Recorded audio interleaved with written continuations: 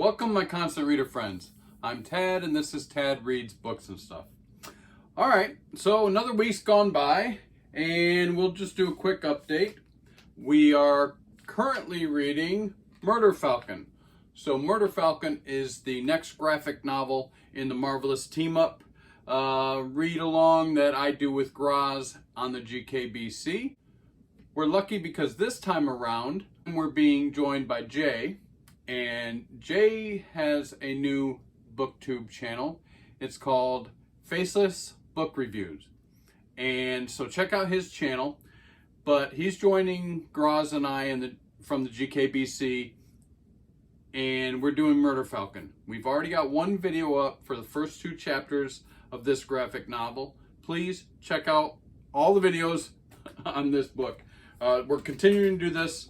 So not this week coming, but the next week after, you should see the second episode of that. Also, The Book That Wouldn't Burn.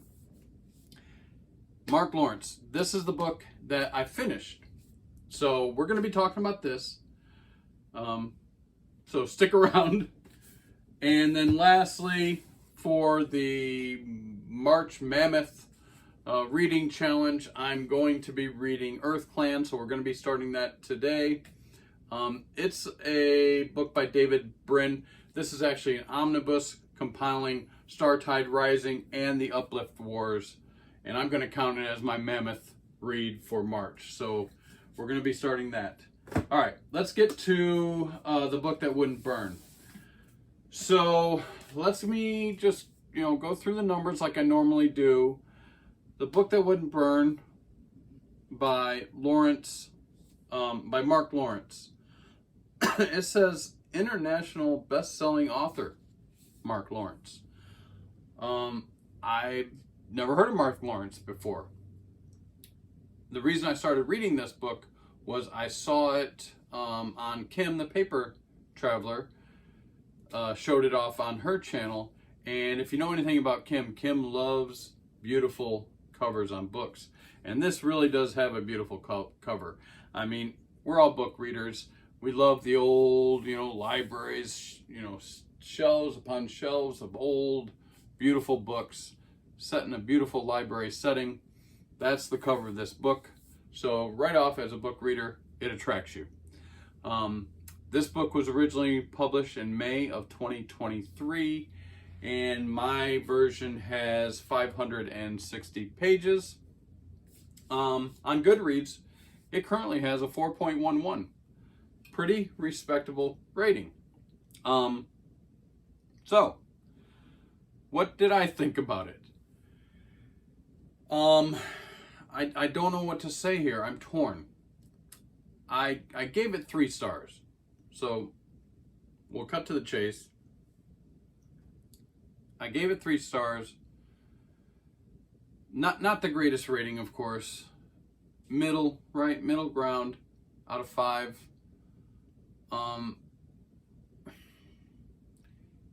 Barely. I barely gave it 3 stars. More like 2.5 stars. Again, I'm going to try to. I'm torn with this. It's like half of my brain is saying one thing, half of my brain is saying something else. So I'm going to try to get that across, because I'm not going to say, this is not a book that I would say, don't read. Don't go out and buy this book. Don't read this book.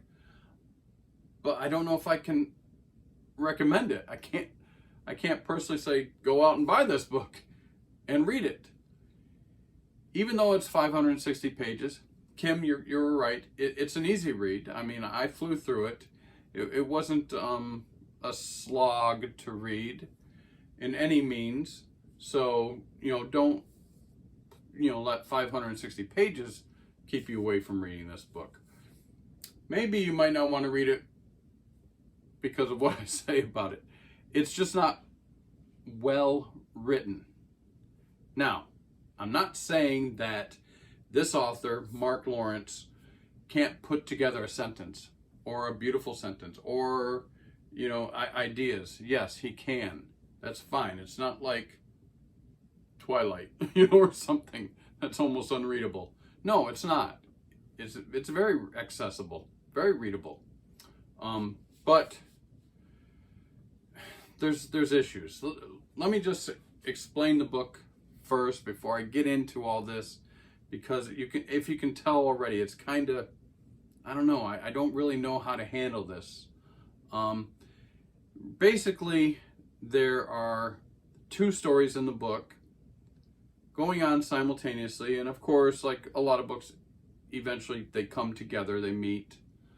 One is with this young girl named Lavera Page, and she starts off the book, she's like 7 years old, and she lives in this community that they call the Dust. It's just dust farmers. I mean, not very, very wealthy, very poor little village out in the middle of nowhere. And then one day, a sobber comes to town. A sobber is a different type of creature than the humans, which they are. And sobbers kind of look like humanoid dogs, dog faces, kind of like Anubis, I would think, or something like a jackal head or something, but very vicious, very militaristic type of creature, and just one of them can decimate her whole town, her whole little village, and pretty much does. Kills everybody, but takes some of the kids hostage and stuff. As they're leaving, they do get attacked by the human military and save these children. And of course, they bring them to this town. This town, they're going to be conscripted into doing menial labor, probably. But one of the children, Lavera, is very, very smart, very precocious, and she makes friends with one of the soldiers in a cool way. I'm not gonna give that away, but he kind of says, well, he thinks that, well, I'm gonna repay you for what you did for me, and I'm going to get you into a situation where you'll be better off than cleaning sewers for the rest of your life. And he gets her into the library. And then there's a whole thing that goes on with that I'm not going to get into. But that's her story, is getting to the library and then working in the library. The other story is a young man. They don't really say how old, but around his 20s. His name is Evar Eventari, and he actually lives in the library, but he's like trapped in a section of the library where he's growing up and living his whole life in this one like chamber of the library. He's trapped in there somehow. Somehow he got caught in this thing called the mechanism, which threw him and 3 other of his siblings, although they're not really his siblings, they just are growing up together, so they call each other brother and sister. Yeah, that's their family. But there's so there's 4 of them total living in this chamber of the library, and they can't get out, and they're getting raised by a ivory looking kind of animatronic type person. I'm not going to get into that. One of the reasons I'm not going to get into it is because it's not clear. It's never really clear. That's where I'm saying this book isn't written well. There are concepts and things that he introduces in this throughout the book that he never completely explains or describes, and it can be a little confusing. I have to admit, it's a little confusing to me. Even after I'm finished reading the book, there are things in here that are just completely confusing to me. But pretty much that's what it does. It goes back and forth. The chapters are either titled Lavera or they're titled Ivar, and they just you go back and forth. I so much want to talk about specific things in here that is the reason for my consternation with this book. But so just to explain it kind of briefly without giving things away, for instance, there's one point where there's a, I don't know if they're what they're called, prince or princesses and things like that in the town, the elevated people in town, and they come to the library, and these kids or these librarians, they go and they fetch books for them and to read. There's one where this magistrate comes to look for a book, and they're all like, this guy would never come and get a book himself. He'd send a servant. He'd send somebody. Why is he here? So Levira is, precocious. She's gonna follow him, see where he goes in this library. What's he looking for? Why is he here? And she's following him. She kind of loses him, and then she finds him again. But this time now he's got like water skin over his shoulder and a backpack. Where'd he get that? Why is he bringing that into the library? Is he planning to spend some considerable time in the library? Which is fully possible, because as you learn as you're reading, this library is basically never ending. It houses every book ever written, and only one of every book ever written, but it has multiple chambers, and some chambers are 47 miles long, for instance. Just shelves and shelves and chambers and chambers and chambers. So she's going to follow this dude and see where he's going. She's following him, and as she does, she falls into this pool of water. Yes, it's so big they have pools of water in this library. And she comes up out of this pool of water, and she's in a different chamber where she meets Ivar. And we never see that guy again. We never talk about that guy again. We never follow that storyline again. And it happens over and over and over in the book. There's a couple other things that drive me crazy. I think the author is trying to, build suspense or intrigue in the story. And he'll do one of these cheap things like stop a chapter in the middle of a sentence. Or you're going along in this scene and it just stops and it goes to another chapter. I guess that's to build suspense. I don't know. But oftentimes we never even go back to that line of story that we were just following. It's craziness. There are time jumps that there's no indication of a time jump until, I'm going to give away a little part. Like, so she sees Ivar there, and she's young, and he's about 20, she's about 7 or whatever. But she likes him, but she figures out how to get back to where she was going, even though Ivar can't leave. He doesn't, I guess, realize to go in the water. I don't know. But she goes away, and then she finds another, she can never find another way back there. And then finally she eventually does, and she goes and sees him, and she comes out of the water, and there he is. And she's like, hey, and he's like, who are you? And she's kind of, you don't recognize me? And he goes, Levira? And she's like, yeah. He goes, oh, your hair has changed. You've grown. Oh, this is the point where we learn it's been 3 years. It's been 3 years since she left him the first time. But in the book, you would never know that. There's no indication of time change in the storyline when she went back and we're following her in her line.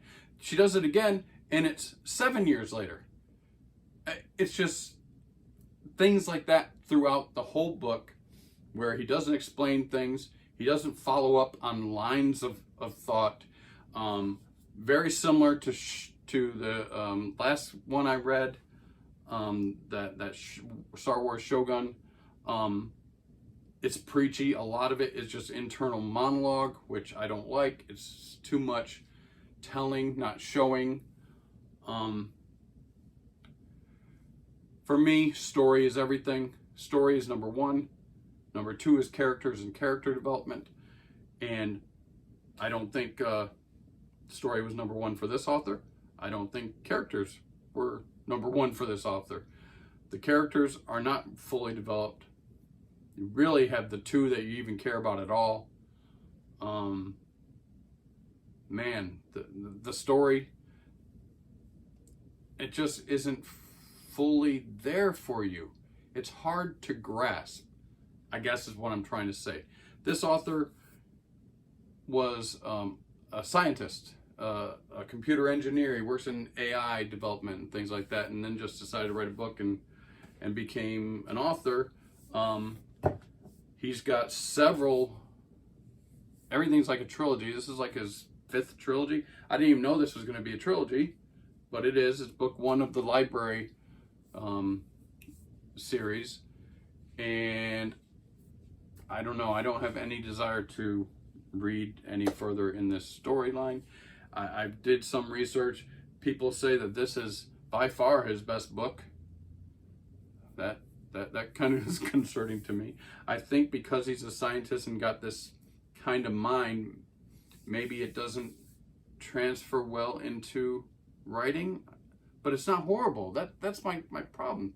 There is a little bit of a story there. It's kind of interesting. The world is interesting, but not fully fleshed out. The characters, a couple of them are interesting, but not fully fleshed out. I don't know. I think he was going for this. I think he was trying to be like Neil Stephenson, and write this. And you know my problem I had getting through this book this past summer. But this book is 10 times better than this. This book is closer to this. Susanna Clarke Piranesi. This book is fantastic. Shoot, this book is only a couple hundred pages. And this book is closer to this than anything else that I've read. And this is 1,000 times better than this. So I don't know. But I don't want to say don't read it. I did give it 3 stars. It's okay. There is a story there, kinda. Cool thing though, I mean, it is for book lovers. He references a lot of kind of bookish things in there. There's a fire that goes through, of course, the book that wouldn't burn. They mention the book that wouldn't burn in the last 15 pages of the book. Yeah, truthful. There's a twist in there, and it came and I was like, oh, there's a twist. It wasn't even that big of a deal for me. Really, what is this book? This book is a kind of preachy about social issues. The main one being prejudice, and that's throughout the book. Also, it's almost like a time travel book, which is cool. But that's what books are, right? Books are our method that we have in real life of time travel, right? We can read a book and go back in hundreds of years, and we kind of can witness what happened. Or we can go in the future. In this book, if you go to a different chamber, it might be a different time period, and if you go to that different time period and you're actually a ghost, you can witness what's happening, just like reading a book of history, but you can't interact with anybody or touch anything or do anything. So I see what he's doing there, and that's kind of cool. So there are a lot of cool aspects of this book, but I don't know. I had too many issues with it. It wasn't a slog to read, like I said. It's readable. There's probably plenty of people that enjoy it. Shoot, it's got a 4.11 rating on Goodreads. So I can't say don't read it, but I can't really suggest it. And unfortunately, I'm not going to be pursuing the other books when they come out in this trilogy. I don't know. 2 not so great books in a row for me. All right, guys, as usual, if you find any entertaining value in this downer of a video, please like, subscribe, and as usual, leave me comments. I love the comments. And until next time, peace out.